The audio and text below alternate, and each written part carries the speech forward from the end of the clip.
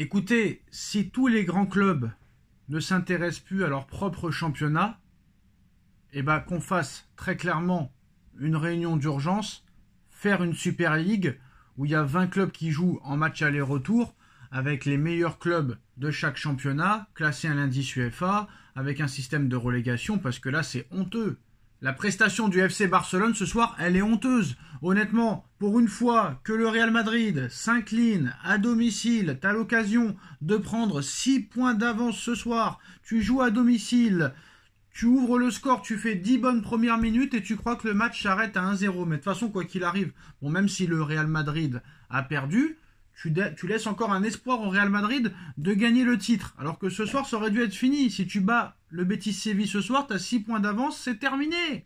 C'est terminé. Bon, il reste d'accord 8 matchs. Mais là, tout est encore jouable. Et le Barça a un réel problème à domicile. Alors je sais qu'ils ne jouent pas dans leur stade de prédilection, le Camp Nou.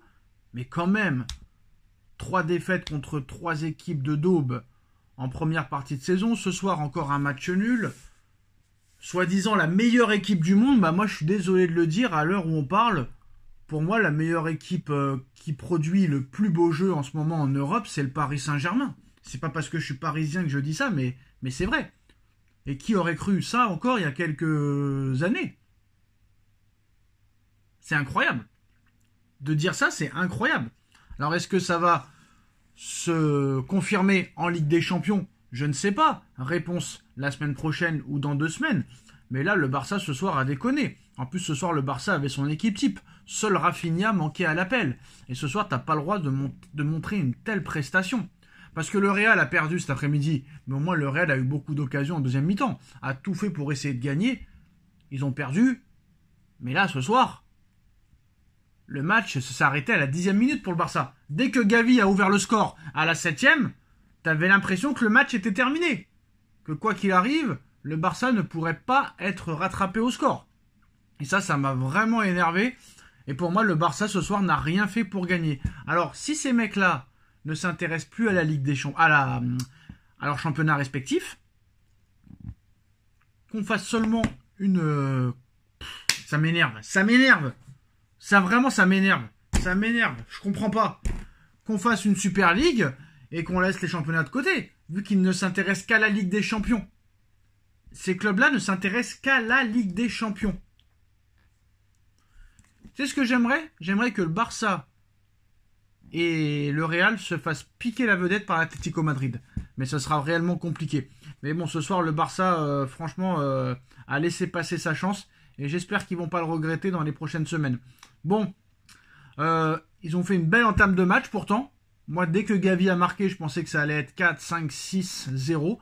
Mais voilà, les hommes d'Hansi Flick ont beaucoup été gênés, très clairement, par une très très bonne équipe du Betis Séville, qui est classée 5e en Liga espagnole.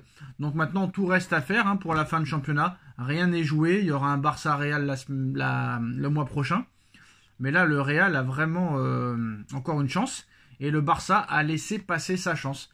Et moi, franchement, d'accord, Yamal, c'est un très très gros joueur. Il n'y a rien à dire. C'est un dribbleur hors pair.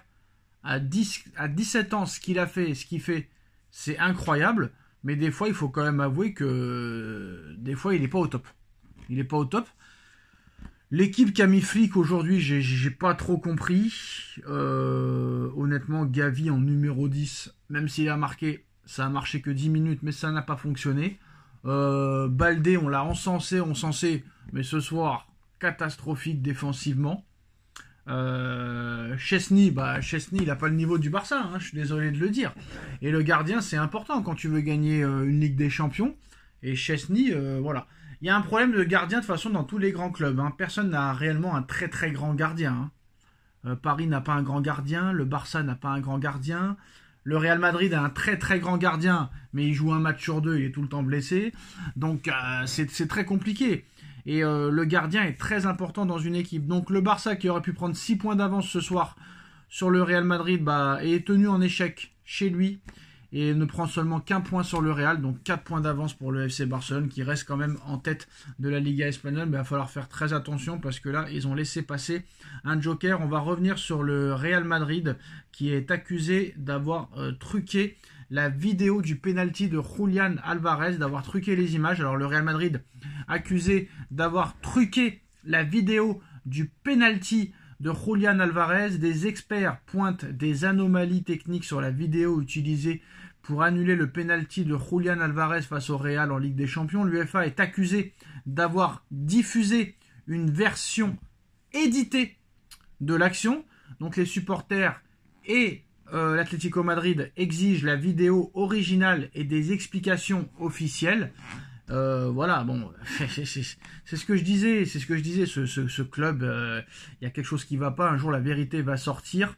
Je ne sais pas si la vérité sortira l'année prochaine, dans 2 ans, dans 5 ans, ou quand Pérez ne sera plus président du Real Madrid, mais il y a quelque chose de bizarre dans cette équipe.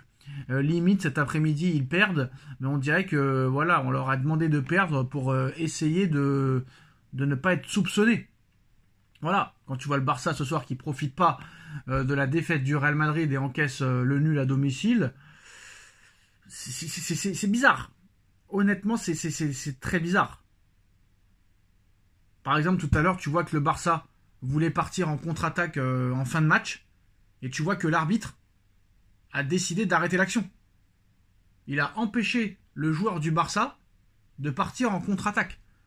Décidément, les arbitres en Espagne, c'est assez bizarre. C'est vraiment très bizarre et très louche. Alors qu'est-ce qu'il faut en penser? Je ne sais pas. Je ne sais pas, mais moi je vois quand même de la corruption autour du Real Madrid depuis 2014. Voilà, qu'on le veuille ou non. Là, on a encore les images du penalty d'Alvarez. On ne sait toujours pas, un mois après, s'il a touché le ballon des 2 pieds. Il y a des vidéos où on le voit, il y a des vidéos où on le voit pas, mais comme apparemment le Real Madrid est accusé d'avoir truqué la vidéo, nous on a mis déjà plusieurs semaines, allez peut-être pas plusieurs semaines, mais plusieurs jours à voir s'il avait vraiment touché le ballon des 2 pieds. Et l'arbitre du Real Madrid a mis 5 secondes pour le voir, alors que c'était impossible il y a un mois de le voir au bout de 5 secondes. Donc je ne sais pas, mais je pense qu'il y a beaucoup de choses qui vont sortir un jour du côté du Real Madrid. Donc voilà. On verra ce qui se passera, mais en tout cas, le FC Barcelone a raté le coche. Quand je vois le Barça jouer, quand je vois le Real Madrid jouer, là je vois le Bayern de Munich qui va être privé de Musiala pendant 2 mois. Je pense que si le Paris Saint-Germain prend le match contre Aston Villa au sérieux et pas comme l'année dernière contre Dortmund, et que le PSG passe en demi-finale, je pense que tout sera jouable. Parce que le Barça n'est pas impressionnant, le Bayern n'est pas impressionnant, le Real n'est pas impressionnant. Franchement, celui qui me fait le plus peur, c'est peut-être l'Inter de Milan pour le moment. Mais bon, pour l'instant, ils ne sont pas sur le tableau du PSG. Mais il n'y a personne de réellement impressionnant cette saison en Europe où tu te dis non, c'est impossible de les battre. Tout le monde est battable et ça va être vraiment des quarts de finale très intéressants. Mais en tout cas, le Barça laisse passer le coche et ne prend que 4 points d'avance sur le Real Madrid au lieu de 6. Dites-moi en commentaire ce que vous en pensez et à très vite pour une nouvelle vidéo. Tchuss.